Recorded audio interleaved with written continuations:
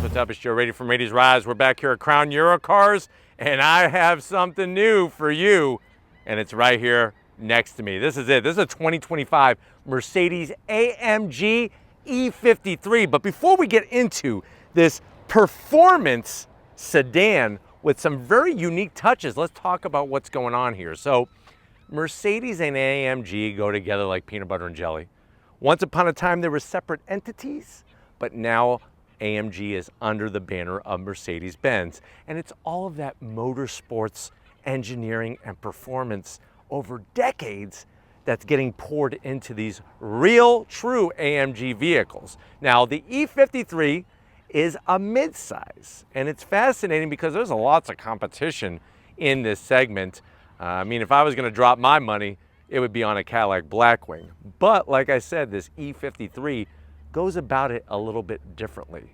So what I want to find out is this hands down the must-have if you're looking for a unique performance midsize sedan? Well, let's go ahead, let's dive into this E53 and find out. Right off the bat, I love the overall proportions of the vehicle, especially the way you can lock the doors and everything goes flush. The door handles are flush. You got power mirrors that tilt in, but overall, this I would take over a BMW 5 Series any day of the week.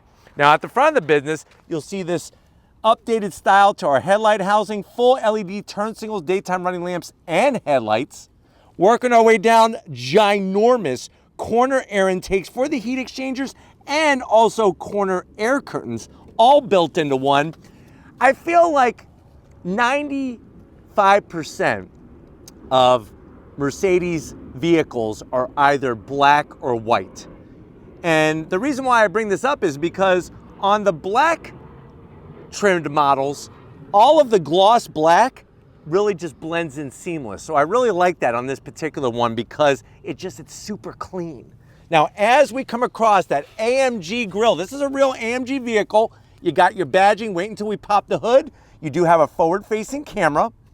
Those vertical slots, which are dark chrome finish, even around the perimeter. I like the way they added that touch on this AMG E53. Looks good. And then you have that lower lip splitter and the ginormous opening across the bottom grille. But let me know what you think about the face of this compared to, say, a BMW M5 or, like I said, a Cadillac Blackwing, CT5V Blackwing. Looks good. Now, as we rise up, you got that long stretched out hood. They even blacked out the AMG badge. Looks good on the hood. You got your small bulges, not the traditional big bulge, but still that overall interpretation of style. Coming around the bend, I absolutely adore these wheels. Look at what we have here. So you have that V-spoke design. Look at the way they did the AMG badging in the center there. And then those metallic silver 6-piston Brembo calipers with the AMG badging. Wheels are going to be 21 inches in diameter. Tires up front are 265 on the width, 35 series sidewall. And of course, we have those Michelin Pilot Sport 4S tires. Gonna give you the grip, gonna give you the stick. We got adaptive suspension, and those rotors are cross-drilled to help keep the heat to a minimum. Now this vehicle, if you didn't know yet, is a plug-in electric hybrid. So it's a combination of a good old internal combustion engine with a turbocharger and then the electric motors. But we'll talk more about that when we pop the hood. Coming down the side, I love the way they have these side vents here. There is a little bit of functionality to them, so I'm not gonna zonk them. Dark chrome finish, turbo hybrid, baby. Up top, you're gonna get a panoramic sunroof.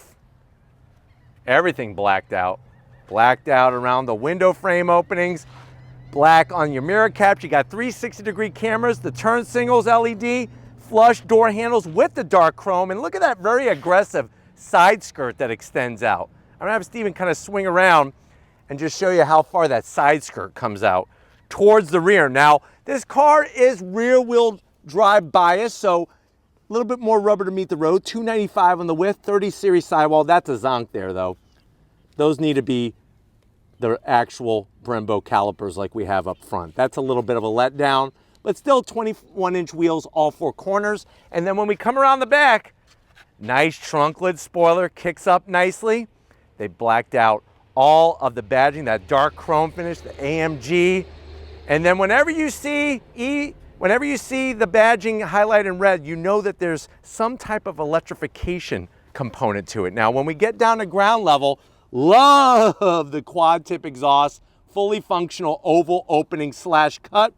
And then you have this simulated rear diffuser in the back, which looks pretty darn good. But why don't we go ahead, let's get to the actual tech side of this, pop that hood and talk numbers. All right, guys, we got the hood popped. Underneath the hood, you do have the strut tower brace, nice and beefy, good looking engine cover. But the one thing that I don't see is I see the AMG.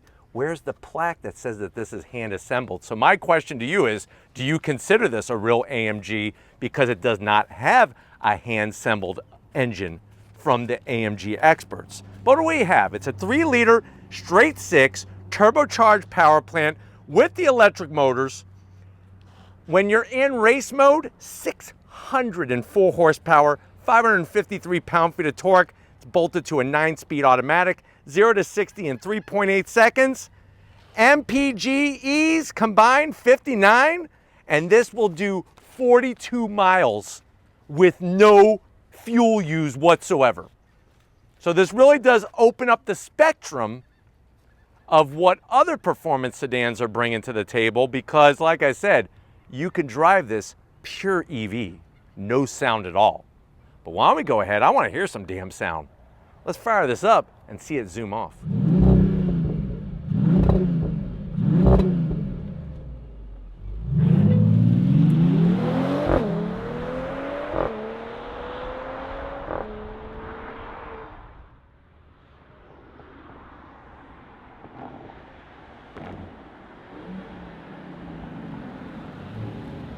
All right, guys, we are inside this 2025 AMG E53. I know you're saying to yourself, well, Joe, I didn't even know that this is something new. Being a plug-in electric hybrid performance vehicle, I've been looking for a sedan, and I want some oomph. How much is this one? MSRP for the way this one is optioned is $105,000. Let's see what Mercedes has brought with this new E53 to the door panels. Super clean. Black leather everywhere. You do have the premium sound system with that aluminum speaker grille cover. Seats are heated and ventilated, and you have your full power controls in that traditional Mercedes-Benz location. Love the silver on the door handle there to pull it closed. Ambient lighting, of course. And then the door pocket, you could put easily 2 meatball subs with extra parm and a bottle of Shasta to wash it down. Now, going from the door panel to the dash, I'm digging this new blue stain. It's like a bluish gray stain in this open pore wood. There's ambient lighting. You got the AMG logo, which illuminates at night. And look at the way they did the AC vents. Actually has a bend to it with ambient lighting.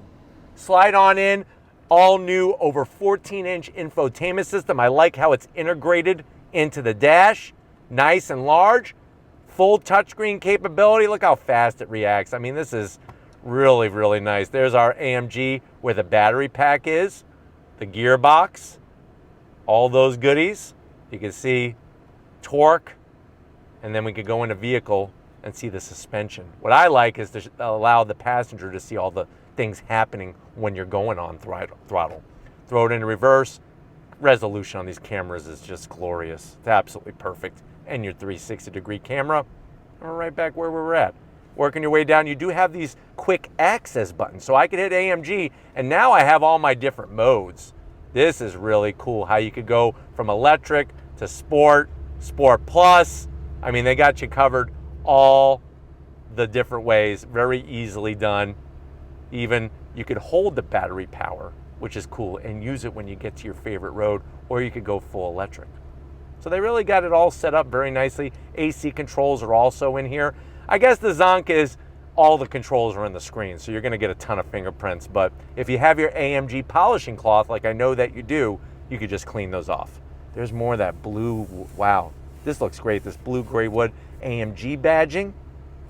Open this guy, woohoo! Wireless charging, 2 cup holders, 2 USB-Cs, more leather, bombs away, 2 USB-Cs, and you could put, I would say, over $1 million in here. And no, not $1 million in cash, silly. I'm talking about at least 11 to 1200 gram bars. Those are some of my favorite. Seats, the leather, the AMG logo, the embroidery AMG, the bolstering, full electric, like I said, for the passenger and the driver. And then you do have this small panoramic sunroof with the power shade. We could close that right up. But why don't you come over here? This is where you want to be. I know it, isn't it? Come on over. I want to show you the wheel and what's behind it in this E53. All right, guys, business time behind the wheel. You got the AMG logo, illuminates at night with the aluminum silver plate on the sill. You got an aluminum brake pedal, aluminum throttle. I need to talk to somebody at Mercedes-Benz. We're going backwards here. No plastic dead pedals, just carpet. You're gonna rip that up and it's gonna look like garbage. Love the way the comfort of the seats. You don't have to worry about the seat controls down there. I'm 6 feet tall, plenty of room. Steering wheel, ooh, I love rubbing my hands all over it, especially the way you have your modes that you could do right on the steering wheel here.